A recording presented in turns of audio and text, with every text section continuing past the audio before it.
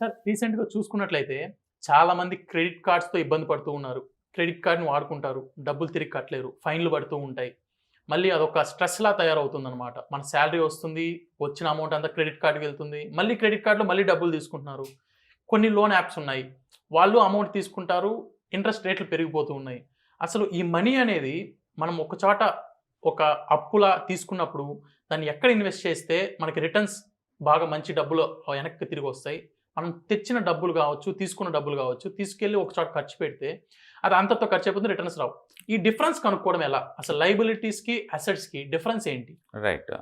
So, first of all మీరు చెప్పిన దాన్ని లెవరేజ్ బిజినెస్ అంటారండి. లెవరేజ్ అంటే నాది కాని అమౌంట్‌ని లేదా నాకు మించిన మనీ గాని తీసుకొచ్చేసి దాని ద్వారా నేను బెనిఫిట్ పొందడం అన్నమాట. దాన్ని లెవరేజ్ బిజినెస్ అంటారు. ఓకే. సపోజ్ మీరు క్రెడిట్ కార్డ్ గురించి చెప్తున్నారు కాబట్టి నేను క్రెడిట్ కార్డ్ గురించి చెప్తున్నాను.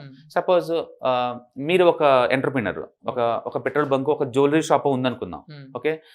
నేను ఒక ఎంప్లాయీని, ఐటీ ఎంప్లాయీని. నాకు ఒక 5 lakhs శాలరీ ఫర్ యానం వస్తుంది. మనం ఇద్దరు క్రెడిట్ కార్డ్కి అప్లై చేసాము. ఓకే. ఇద్దరికి ఒక 5 lakh వర్త్ క్రెడిట్ కార్డ్ వచ్చిందనుకోండి. ఫస్ట్ మీరు ఎలా వాడతారో చూద్దామండి. మీది జ్యువెలరీ షాప్ లేదా పెట్రోల్ బంక్ అనుకుందాం. మీ దగ్గర కస్టమర్స్ అందరూ వస్తుంటారు పెట్రోల్ బంచుకోవడానికి. వాళ్ళు మనీ ఇచ్చారనుకోండి. ఆ మనీ మీ పాకెట్లో పెట్టుకొని మీ దగ్గర ఉన్న కార్డుని స్వైప్ చేస్తుంటారు. తద్వారా మీకు ఒక వితిన్ 4-5 days కల్లా ఈ కార్డులో ఉన్న మ్యాక్సిమం అమౌంట్ మీరు వాడేసుకుంటారు. దాని దగ్గర 5 lakh మీ చేతికి వస్తుంది. ఈ 5 lakh మీకు టోటలీ ఫ్రీ నెక్స్ట్ 1.5 month. ఎందుకంటే 45 days తర్వాత కదా మనం పే చేసేది. అంటే 45 days క్యాష్ మీ పాకెట్లో ఉంది. ఇప్పుడు మీరు ఆ కంపెనీకి పే చేసేది 45 days తర్వాత. ఓకే. ఇప్పుడు ఈ అమౌంట్ని మీ బిజినెస్ సర్కిల్లో వడ్డీకి ఇచ్చుకోవచ్చు, లేదా మీ బిజినెస్లో పెట్టుకొని మీరు ఇంప్రూవ్ చేసుకోవచ్చు. అంటే మీకు లిటరల్గా అది వడ్డీకి ఇచ్చామనుకోండి, 1.5 రూపీ లేదా 2 rupees ఇంట్రెస్ట్ ఇచ్చారు మీ బిజినెస్ సర్కిల్లో, మీకు 15,000 దాకా వస్తుంది ఫ్రీగా. అంటే మీకు క్రెడిట్ కార్డు ఉంటుంది ద్వారా మంత్లీ 15,000 వస్తుంది ఫ్రీగా. ఓకే. ఆ 15,000ని ఫర్ ఎగ్జాంపుల్ ఏ మ్యూచువల్ ఫండ్లోనే దీంట్లో పెట్టారనుకుందాం.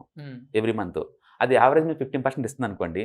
ఎవ్రీ మంత్ ఈ ఒక్క కార్డు ఉండటం వల్ల మీకు 15% వడ్డీ రావడం ద్వారా ఈ వడ్డీని మాత్రమే ఆధార్ అసెట్ క్లాస్లో పెట్టుకుంటూ వెళ్తుంటే మీకు 20-25 years కల్లా ఈజీగా ఒక 20-30 crores వస్తాయి.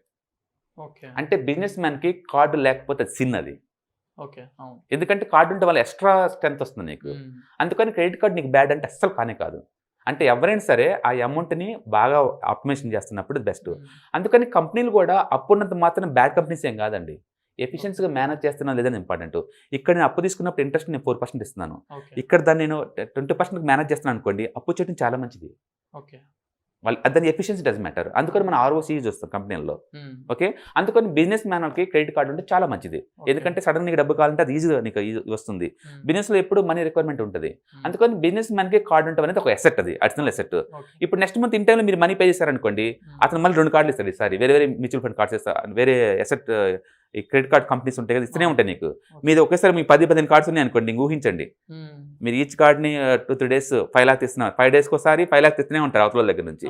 వాళ్ళకి పే చేసేదేమో ఆఫ్టర్ 45 days తర్వాత.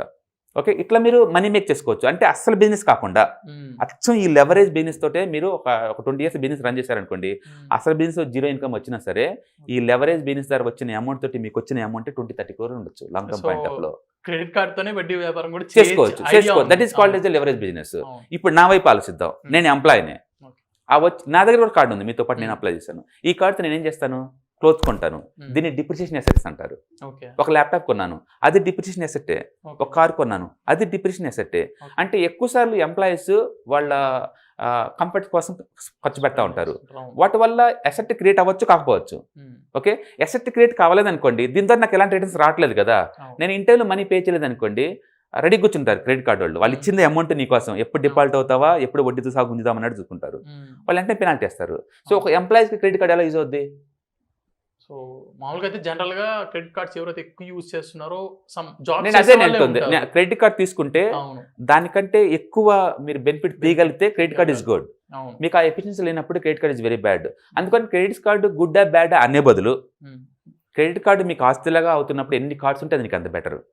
క్రెడిట్ కార్డ్స్ నాకున్నాయి అనుకోండి, ఎంప్లాయీస్కి నేను అంత ఆప్టిమైజేషన్ చేయట్లేదు అనుకోండి, నాకు ఎన్ని ఉంటే అంత బ్యాడ్. అందుకని క్రెడిట్ కార్డు వాడేసి మీరు అప్రిషియేషన్ అసెట్స్ క్రియేట్ చేస్తున్నారా, you are doing good thing.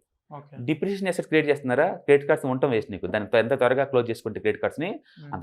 Credit అంటేనే అప్పు అండి, అప్పులోకి ఎందుకు పోవాలి మీరు అనవసరంగా? అప్పు చేసి మరి కంఫర్ట్గా కొనాల్సిన అవసరం ఏముంది? బట్టలు లేదా సెల్ ఫోన్స్ లేకపోతే ల్యాప్టాప్స్ లేకపోతే ఇంకోటి ఎందుకు కొనాలి? బట్ బిజినెస్లో లెవరేజ్ అనేది గుడ్ థింగ్, అది అంతే. అది ఓకే. అందుకని ఏది ఆస్తి ఏది లయబిలిటీ అని మీకు ఎలా తెలియాలి అంటే దాని ద్వారా ఇన్కమ్ జనరేట్ అవుతుంది అనుకుంటే అది అసెట్. ఓకే. ఇన్కమ్ రావట్లేదు అంటే లయబిలిటీస్. మీరు కనుక rich dad poor dad book sequence కనుక మీరు చదివారనుకోండి, ఆధార్ క్లియర్గా చెప్తాడు ఏది అసెట్ అనేది. క్యాష్ ఫ్లో కనుక ఉంటే దాన్ని ఆస్తి అంటాడు. అంటే సపోజ్ ఇప్పుడు నేను హౌస్ కొన్నాను, ఒక 50 lakh పెట్టి హౌస్ కొన్నాను, నేను ఆ ఇంట్లో ఉంటున్నాను అనుకోండి, దాని ద్వారా వచ్చి జీరో ఇన్కమ్. పైగా నేను ఎవ్రీ ఇయర్ GHMC వాళ్ళు ట్యాక్స్ పే చేయాలి. ఓకే, ఒక 10,000 ట్యాక్స్ పే చేయాలి. అండ్ మిగతా యూటిలిటీ అంటే ఎలాగో రెంట్ కొన్నా నేను పే చేయాల్సిందే. అంటే నా ఇంట్లో నేను ఉన్నా సరే still I have to pay the tax to the GHMC. అందుకని ఆ బుక్లో ఆధార్ ఏమంటాడంటే ఆస్తికి నువ్వు రిప్రజెంట్ తప్ప ఓనర్ ఎప్పుడు కాలేవు అంటాడు. ఎందుకంటే ఇంటికి తాళం వేసి బయటకు వెళ్ళిపో, 1 year తర్వాత వచ్చాడు ఇంకో తాళం పడి ఉంటుంది అక్కడ, GHMC వాళ్ళు తాళం వేస్తారు. ఎందుకంటే నువ్వు ట్యాక్స్ పే చేయలేదు కాబట్టి నీ ఇంట్లో రావద్దు అంటాడు. అక్కడికి వచ్చి ట్యాక్స్ పే చేసుకుని రమ్మంటాడు. అంటే ల్యాండ్ ఇజ్ రాయల్ అంటే కింగ్ అనమాట, నీకు ఎప్పుడు ఆధారేషన్. అందుకని గవర్నమెంట్ వాళ్ళు ఏ రోడ్ ఎక్కడ నీ ఇంటి మీద నుంచి నువ్వు వాళ్ళకి ఇచ్చేయాల్సింది, కోర్టు పైన నువ్వు వినవలేవు. ఎందుకంటే ల్యాండ్ బిలాంగ్స్ టు రాయల్ అంటే గవర్నమెంట్ వాళ్ళు అంతే. ఓకే, అందుకని ఓన్ హౌస్లో మీరు ఉంటుంటే అది ఇన్కమ్ జనరేట్ అవ్వట్లేదు అనుకోండి, అది బ్యాడ్ అసెట్ అంతే. అదే మీరు ఇల్లు కొని ఒక పోర్షన్ రెంట్కి ఇచ్చారనుకోండి, ఎంతకంత రెవెన్యూ జనరేట్ చేస్తున్నారు కదా, ఇన్కమ్ వస్తుంది కదా, అది అసెట్ కింద లెక్క. అప్పుడు అదే హౌస్ నీకు అసెట్ కింద లెక్క, ఎందుకంటే ఎంతకంత క్యాష్ ఫ్లో ఉంది కాబట్టి. ఓకే, అంటే క్యాష్ ఫ్లో ఉంటే అది దాన్ని అసెట్గా ట్రీట్ చేయండి. క్యాష్ ఫ్లో ఆగిపోయింది అనుకోండి, అది లయబిలిటీ కింద లెక్కే. నీ ఇంట్లో నువ్వు ఉన్నావంటే అది లయబిలిటీ, ఎందుకంటే GHMCకి ఎక్స్ట్రా పే చేస్తున్నావు నువ్వు జేబులో నుంచి డబ్బు. మరి అదే నువ్వు రెంట్కి ఇచ్చావు అనుకోండి, ఇది నేను GHMC పే చేయడం కూడా మిగతా నాకు అమౌంట్ వస్తుంది కాబట్టి ఎక్కువ తక్కువ డజన్ మ్యాటర్. ఇక్కడ క్యాష్ జనరేట్ చేస్తుంటే దాన్ని అసెట్స్ అంటారు, క్యాష్ జనరేట్ చేయకపోతే అది లయబిలిటీ. అందుకని మీ దగ్గర అప్ టు 1 crore వరకు ఎలాంటి హౌస్లు కొనుక్కొని ఉంటేనే బెటర్. కొంటే క్యాష్ ఫ్లో ఆగిపోద్ది. అదే నా దగ్గర మనీ నేను వడ్డీకి ఇచ్చుకున్నా లేదా మంచి అసెట్లు పెట్టినా బిజినెస్లో పెట్టుకున్నా, నాకు ఈవెన్ ₹1 ఇంట్రెస్ట్ లెక్కేసుకున్నా సరే నాకు మంత్లీ 1 lakh తరతరాలు వస్తూనే ఉంటుంది. అది 1 lakh ఉంటే. అదే నేను ఆ మనీ బట్టి ఇల్లు కొని ఇంట్లో కూర్చున్నాను అనుకోండి, రూపాయి కూడా లేదు, ఇన్కమ్ లేదు నీకు. ఇల్లు ఉందని సైకలాజికల్ సాటిస్ఫాక్షన్ తప్ప. ఓకే, అందుకని తక్కువ డబ్బు ఉన్నప్పుడు దాన్ని మనీని ఆప్టిమైజ్ చేసుకోవడం బెటర్. ఎక్కువ డబ్బు ఉన్నప్పుడు ఇల్లు కొనపడం కూడా తప్పే మళ్ళీ, ఎందుకంటే సిటీ పెరిగే కొద్దీ నువ్వు కొనలేవు, అలాంటి ఇల్లు మళ్ళీ కొనలేవు. ఓకే, అందుకని అది ఆస్తి అది అసెట్ లయబిలిటీ అనేది based on the your utilization మీద అది డిపెండ్ అయి ఉంటుంది. ఓకే, బట్ తక్కువ మంది ఉన్న వాళ్ళందరూ కూడా రెంటల్కే ఉండండి. Don't by the houses and all the things. Okay, try to appraise the house. ఒకవేళ మీరు హౌస్ కొనాల్సి వచ్చినా కూడా హౌసింగ్ లైన్స్ ఇప్పుడు 6.5%కి వస్తున్నాయి. మీ ఓన్ మనీని మాత్రం ఏ మ్యూచువల్ ఫండ్స్లోనో ఏ ETFsలోనో లేకపోతే ఇంకొక ఏ అసెట్ అయితే మీరు బాగా మేనేజ్ చేయగలుగుతారు, ఇయర్లీ 15% తీయగలుగుతారు, 15-20% తీయగలుగుతారు, అందులో పెట్టుకోండి మనీ అంతా. దీని మాత్రం లోన్ తీసుకోండి, మ్యాక్సిమం లోను. తొందరపడి క్లోజ్ చేయమాకండి, లోన్స్ అంతే ఉంచుకోండి. ఇన్కమ్ ట్యాక్స్ 1.5 lakh వరకు రిడెంప్షన్ ఉంటుంది హౌసింగ్ లోన్ తీసుకోవడం వల్ల. ప్లస్ 6.5కి వస్తుంది కదా నీకు, నీ మనీని బయట ఆప్టిమైజేషన్ చేసుకోండి. అంటే you're doing the good business యాక్చువల్గా. అది చాలా మంది ఏంటంటే హౌస్ లోన్స్ తీసుకుంటారు, రైట్. జాబ్స్ చేసే వాళ్ళు మంత్లీ 1 lakh 2 lakh శాలరీ ఉన్న వాళ్ళు హౌస్ లోన్స్ తీసుకుంటారు. ఒక మేబీ 40-50 lakhs తీసుకుంటారు. ఒకనొక టైంకి మేబీ శాలరీ పెరుగుతూ వెళ్ళొచ్చు, మంత్లీ 5 lakhs అవ్వచ్చు. రైట్. సో దాన్ని క్లియర్ చేసేద్దాం, ఎంత త్వరగా క్లియర్ చేస్తే అంత బెటర్ ఏమో అనుకుని క్లియర్ చేస్తూ ఉంటారు. అది వేస్ట్ అండి. దాని బదులు ఆ అమౌంట్ని అంతకన్నా బెటర్ ఈల్డ్ వచ్చే అసెట్ క్లాస్లో పెట్టడం బెటర్.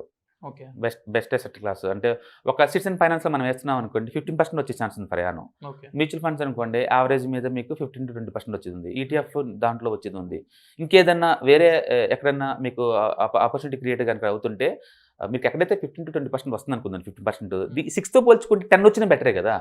అందులో పెట్టండి తప్ప ఇది క్లోజ్ చేయమాక. క్లోజ్ చేసినా మీకు వచ్చేది ఏం లేదు అక్కడ. అందుకని హౌసింగ్ లోన్స్ ఉంచుకోండి, ఎంత లాంగ్ ఉంటే నీకు అంత బెటర్. ఎందుకంటే 6.5 అంత లోయెస్ట్ రేట్ ఆఫ్ రిటర్న్ నీకు ఎక్కడ ఉండదు. నీ మనీని మాత్రం ఎక్కువ రేట్ ఆఫ్ రిటర్న్ వచ్చే చోట పెట్టండి. అందుకని హౌస్ కొనాలని మీకు ఆలోచన వచ్చిందా, ఫస్ట్ హౌస్ కొనేంత ఈక్వల్ అమౌంట్ ఉందో చూసుకోండి. హౌస్ కాస్ట్ 50 lakh అనుకుందాం, నీ దగ్గర 50 lakh క్యాష్ ఇప్పుడు ఉండాలి. కానీ ఈ అమౌంట్ పెట్టి ఇల్లు కొనద్దు. 90% లోన్ తీసుకోండి, 80%-90%. ఈ అమౌంట్ని అలాంటి అసెట్ క్లాస్ వేరే ఎక్కడైనా ప్రయాణం 50% వచ్చింది అనుకోండి, దాంట్లో పెట్టండి. ఆ అమౌంట్ని EMI పే చేస్తున్నారు అనుకోండి, యూ ఫీల్ వెరీ హ్యాపీ. మీకు స్ట్రెస్ ఉండదు, ఇల్లు వచ్చినట్టు ఉంటుంది. మీ అమౌంట్ ఏమో పెద్ద రేట్ ఆఫ్ రిటర్న్ కి ఆపరేషన్ చేస్తున్నారు. వచ్చే అమౌంట్ తో మనం ఇక్కడ EMI కట్టుకుంటాం. That is the best one actually. So I strongly recommend to somebody want find out asset and liabilities అంటే rich dad poor dad books చదువుకున్నారనుకోండి, you got lot of ideas బేసికల్గా. And books free, Google పక్కన PDF అని type చేశారనుకోండి, that's going to download. So friends చూసారు కదా, అందరూ liabilities and assets కి డిఫరెన్స్ ఈజీగా తెలుస్తుంది. ఏదైతే మనకి డబ్బులు రిటర్న్స్ ఇస్తుందో అవి అసెట్స్, ఏవైతే మనకి డబ్బులు తిరిగి ఇవ్వదో అవి లయబిలిటీస్. సో చాలా క్లియర్గా చెప్పారు. ఇంకా మీకు క్లియర్గా కావాలి అంటే రిచ్ డాడ్ పూర్ డాడ్ ఈ బుక్ కూడా చదవమని మనకి రెఫర్ చేస్తున్నారు. Thanks for watching. నెక్స్ట్ వీడియోతో మళ్ళీ కలు. Thank you. Thank you.